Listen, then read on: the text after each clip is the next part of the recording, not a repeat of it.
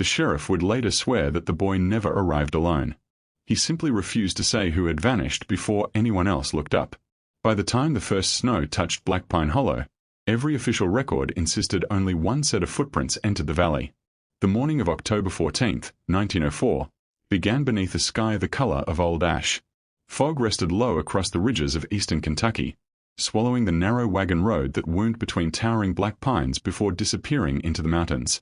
Autumn had nearly stripped the forest bare. Damp leaves covered the ground, muffling every footstep beneath their fading colors, while cold wind carried the scent of rain from distant hills. Farmers living along the creek later recalled that even the birds had fallen strangely quiet before sunrise, as though the hollow itself had paused to listen. Shortly after 8 o'clock, Elijah Turner, a timber cutter employed by the Ashcroft Lumber Company, guided his mule toward a logging trail that crossed the northern edge of Black Pine Hollow. He had traveled that route for nearly 12 years. Every fallen tree, every narrow crossing over the creek, every weathered boundary marker carved into ancient oaks had become as familiar to him as the floorboards inside his own cabin. Yet that morning he noticed something entirely unfamiliar. A child walked slowly along the abandoned road. The boy appeared no older than 10. His clothes were soaked from the night's rain. Mud clung to worn leather boots far too large for his feet. A wool coat hung unevenly across narrow shoulders, missing nearly every button except the one fastened beneath his throat. His face carried neither panic nor exhaustion. Instead, witnesses later described an expression difficult to explain, as though he had wandered much farther than the mountains surrounding him. Elijah called to the child. The boy stopped immediately. For several long moments neither spoke. When Elijah finally approached, he noticed there were no fresh cuts upon the child's hands, no bruises across his face, no sign that he had survived violence or animal attack. His hair remained neatly trimmed despite the rain. Around his neck hung a small brass compass attached to faded leather cord. The needle inside no longer pointed north. It drifted slowly in circles without settling. "Son," Elijah reportedly asked, "where'd you come from?" The boy looked beyond him toward the trees before answering quietly, "I kept walking." Nothing more. Believing the child belonged to one of the isolated mountain farms scattered beyond the ridge, Elijah wrapped him in an old blanket and led him toward the county sheriff's office nearly 6 miles away. Along the journey, several travelers noticed the pair. Every witness later offered nearly identical descriptions. The boy remained calm. He accepted food but scarcely touched it. He never cried. He never asked where he was going. He simply glanced into the forest whenever the road curved beside thick stands of pine. Sheriff Amos Whitaker first entered the account at 11:17 that morning inside the station ledger preserved today among county archives. His handwriting, though hurried, remained unusually detailed. Male child approximately 10 years of age. Name unknown. Located wandering Black Pine Hollow without visible guardian. Questioning began immediately. The sheriff expected ordinary explanations. Children became separated from hunting parties. Families relocated between mountain settlements. Travelers occasionally abandoned wagons after storms washed away roads. Instead, the interview unfolded unlike any Whitaker had conducted during nearly 18 years in office. The boy answered simple questions politely. He knew his first name, Daniel. He recognized the year. He understood he stood inside Rowan County. Yet every inquiry concerning his family ended the same way. "They told me not to say." Sheriff Whitaker assumed fear prevented the child from speaking openly. He assured Daniel that no harm would come from telling the truth. Still the answer never changed. "They told me not to say." Late that afternoon, Dr. Benjamin Clark examined the child. His medical report survives almost entirely intact. No broken bones. No fever. No signs of starvation. Only one unusual observation appeared near the bottom of the page. The boy repeatedly turns toward unopened doors moments before footsteps become audible in adjoining rooms. The physician offered no explanation. By evening, word spread rapidly through neighboring communities. Mountain settlements depended upon shared knowledge. Missing livestock, approaching storms, unfamiliar strangers. News traveled quickly between churches, general stores, and blacksmith shops. Families began arriving at the sheriff's office hoping to identify the child. None recognized him. Church records from 5 surrounding counties listed no missing boy matching Daniel's description.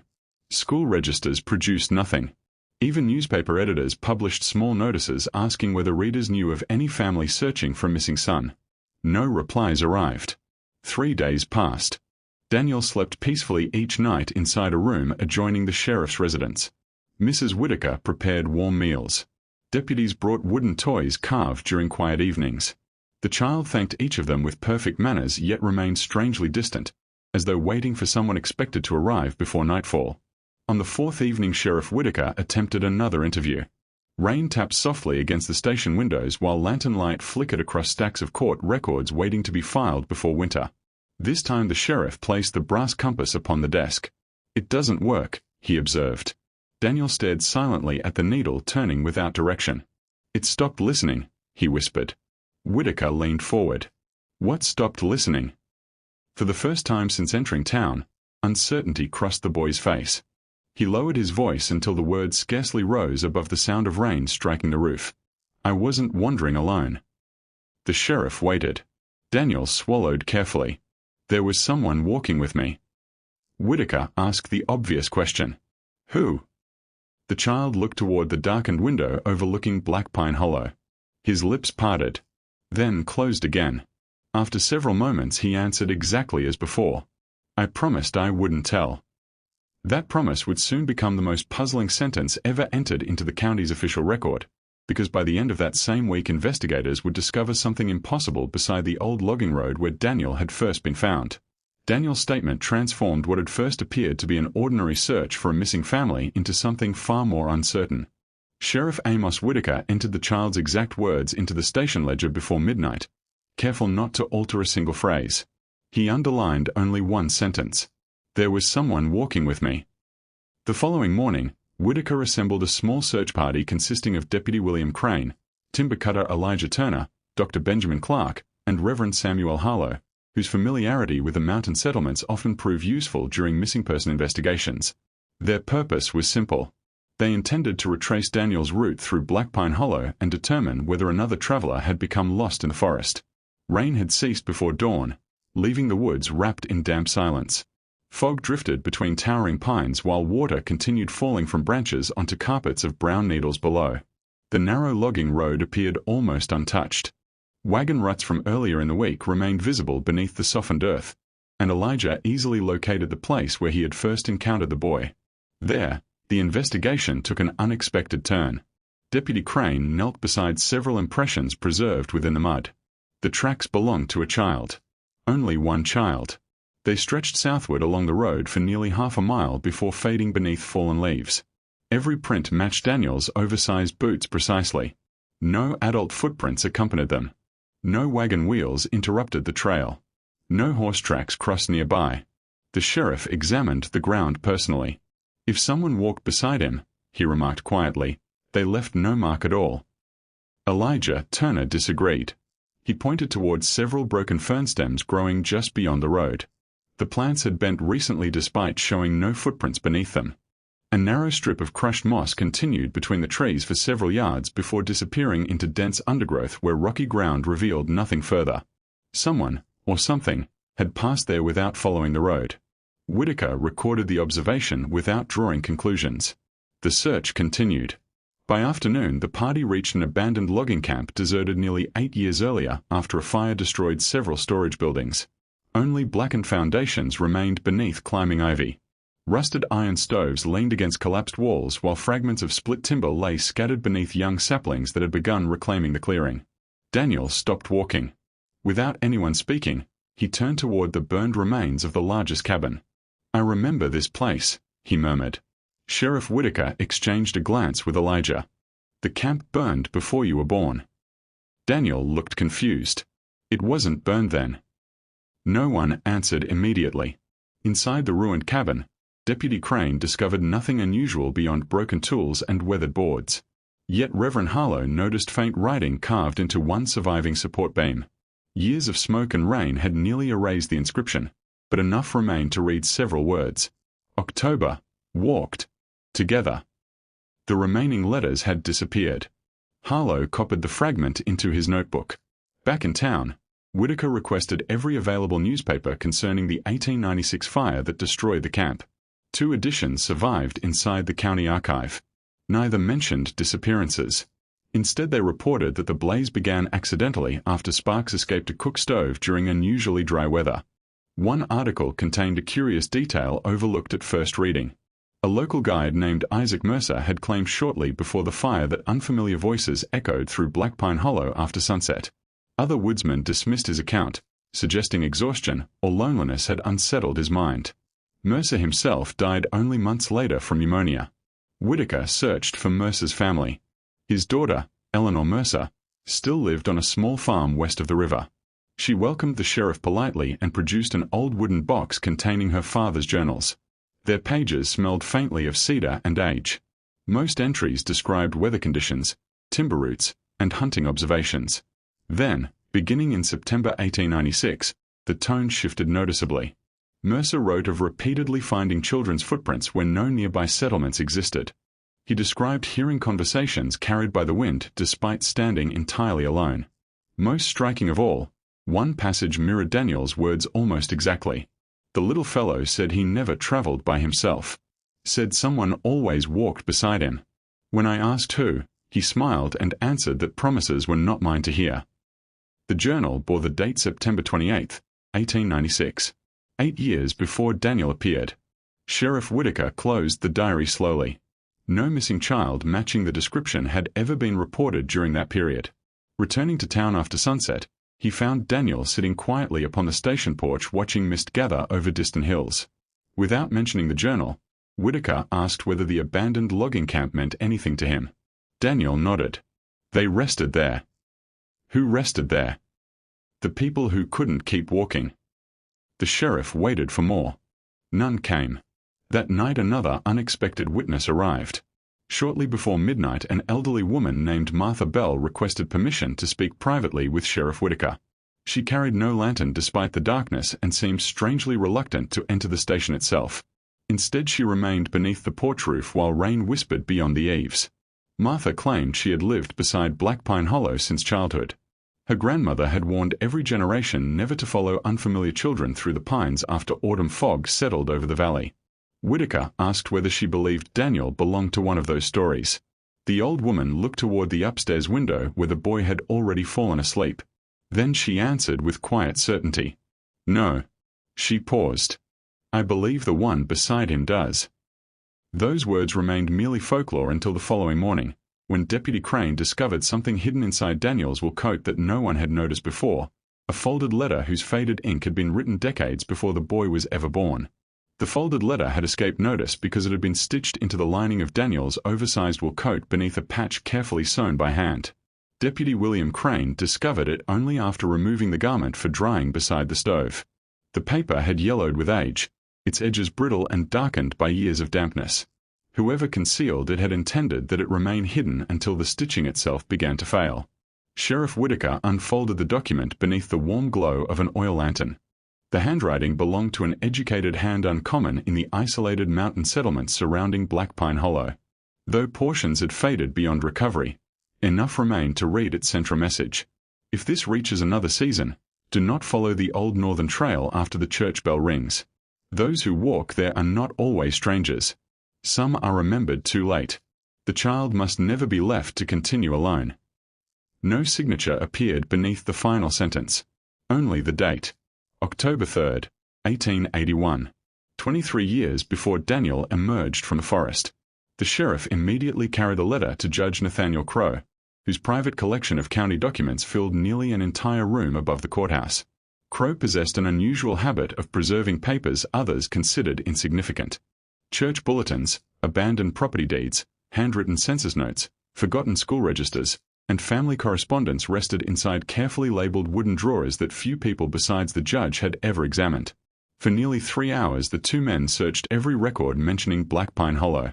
Near sunset, Judge Crow produced a weathered church register belonging to St. Matthew's Chapel, a congregation that had closed before the turn of the century after repeated floods damaged its foundation. Between pages recording baptisms and marriages rested a folded witness statement dated October 1881. Its author was Reverend Caleb Warren. His testimony described receiving several frightened travelers who claimed they had encountered a young boy wandering alone along the northern trail shortly before dusk. Each witness independently insisted the child appeared calm, well-dressed, and entirely unafraid. Yet every attempt to learn his family name ended with identical words. "I cannot tell you who walks beside me." Whitaker slowly lowered the page. The wording matched Daniel almost exactly. Judge Crowe frowned. No missing child was ever reported that year. The sheriff remained silent. Either the witnesses had fabricated their account, or another unexplained child had appeared inside Black Pine Hollow more than 2 decades before Daniel. Seeking further answers, Whitaker returned once again to Eleanor Mercer's farmhouse. This time he carried both the hidden letter and Reverend Warren's testimony. Eleanor listened carefully before disappearing into her father's attic. She returned carrying an old cedar trunk laid with dust. Inside rested several sketchbooks. Isaac Mercer had occasionally drawn maps to accompany his journals. Most illustrated hunting routes or timber boundaries. One unfinished page, however, depicted something different. A narrow trail climbing north through Black Pine Hollow. Small crosses marked abandoned cabins. An isolated spring. The burned logging camp. At the edge of the page Mercer had written one brief instruction. If searching, begin where the compass forgets.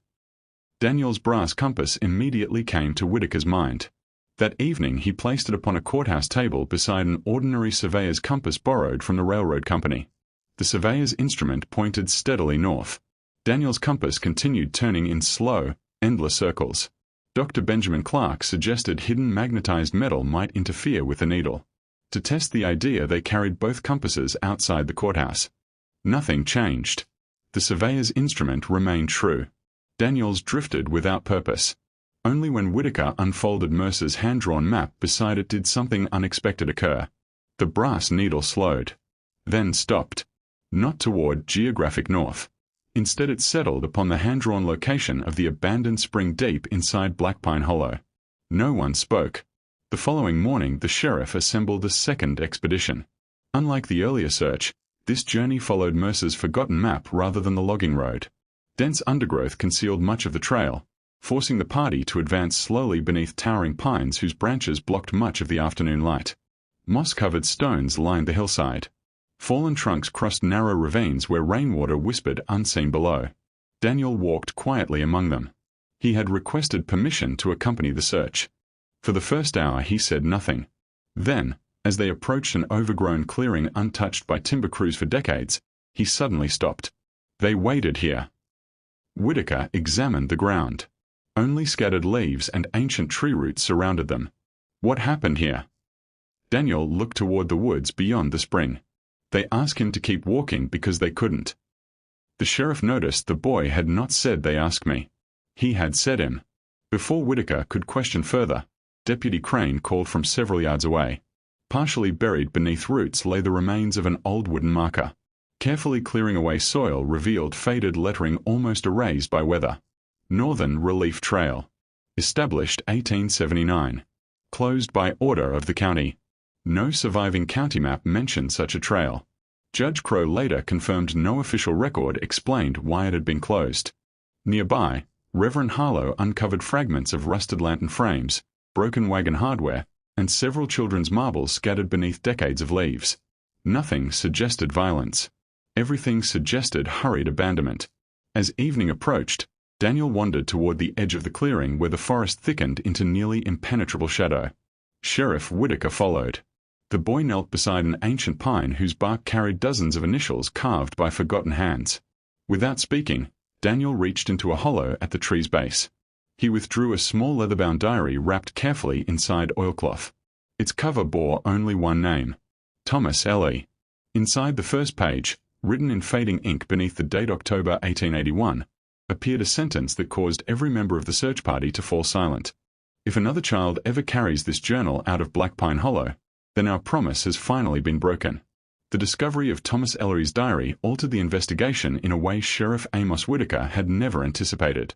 Until that evening, every clue pointed toward a missing family, an abandoned trail, or perhaps an isolated settlement forgotten by official history. Now the evidence suggested something quieter and far more enduring. The mystery had not begun with Daniel. It had survived him by decades. The diary itself had suffered from years beneath damp earth, yet most of its pages remained readable. Thomas Ellery identified himself as a schoolteacher assigned to Black Pine Hollow during the autumn of 1881. His entries described a small mountain community scattered between narrow valleys where children often walked several miles to attend lessons inside a one-room wooden schoolhouse. The people appeared hardworking, deeply private, and bound together by customs rarely discussed with outsiders. The early pages spoke only of ordinary life: harvests, church gatherings, cold mornings, timber wagons. But as October approached, the writing gradually changed. Thomas repeatedly mentioned meeting frightened travelers who insisted they had encountered a lone child wandering the northern trail. Every witness described the child differently. Some believed it was a little girl. Others insisted it was a boy carrying a lantern. A few claimed the child looked familiar without knowing why. Yet every account ended with the same unsettling detail. The child always claimed someone was walking beside them. No one else ever saw another person. Whitaker compared those passages with Reverend Caleb Warren's testimony and Daniel's own statements. The similarities were too precise to dismiss as coincidence. Near the final pages, Thomas wrote of discovering the true history of the Northern Relief Trail.